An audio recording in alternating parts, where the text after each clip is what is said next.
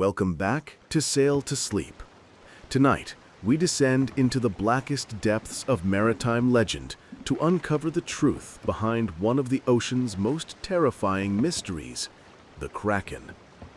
Picture yourself adrift in the North Atlantic, where fog rolls thick across water so cold it burns the lungs.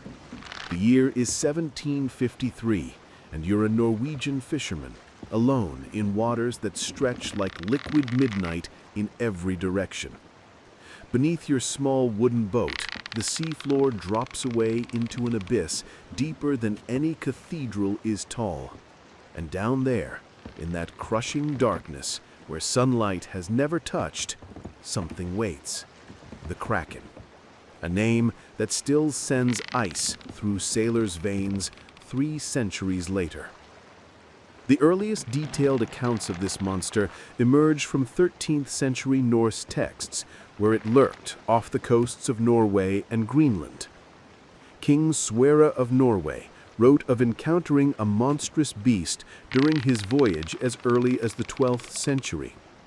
But it wasn't until 1755, when Erik Pontoppidan, Bishop of Bergen, published his Natural History of Norway, that the creature gained its infamous name and its most chilling description.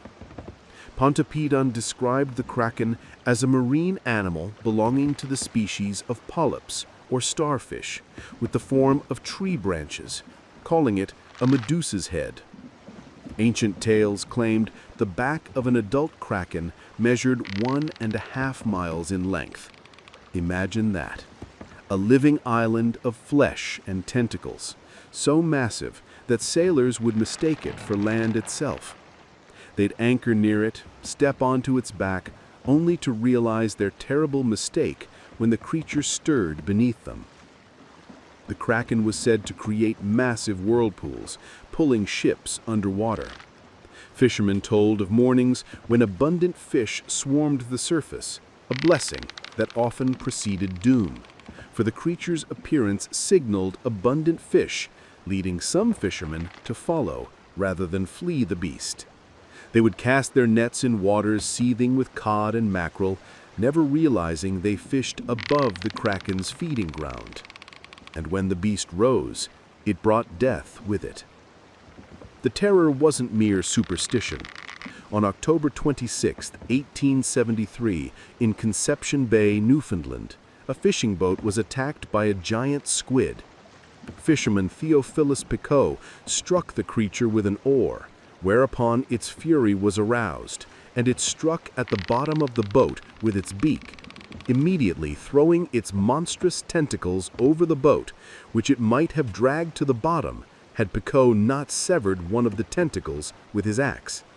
That severed tentacle measured 8 feet long, 8 feet of pure nightmare, lined with suckers that could grip with terrifying force.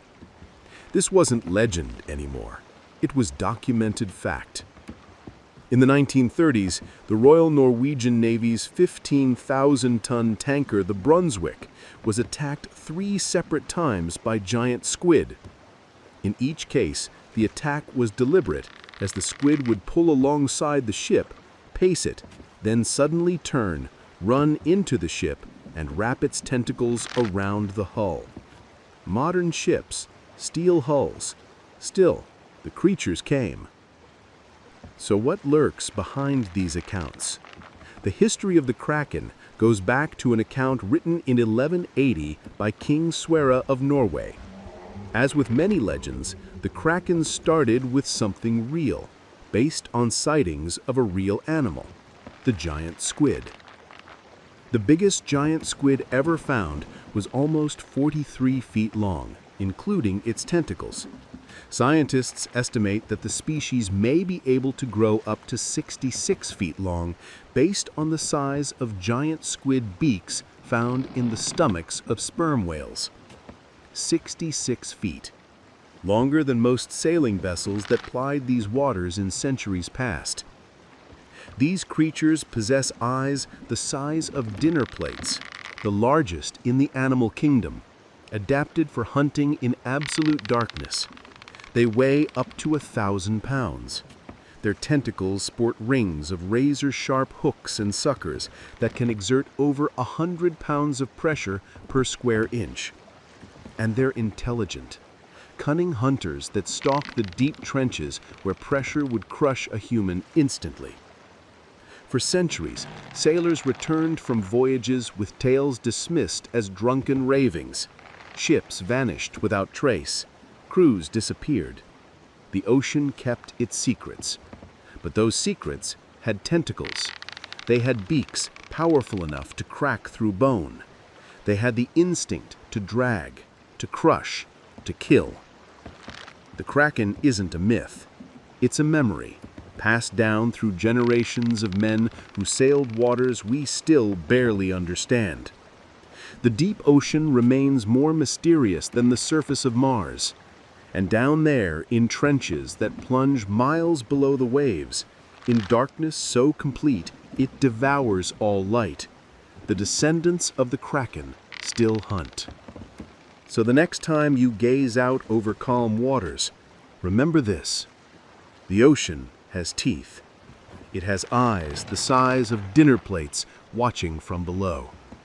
And sometimes, rarely, terrifyingly, it still reaches up with arms longer than your boat to remind us why our ancestors feared the deep.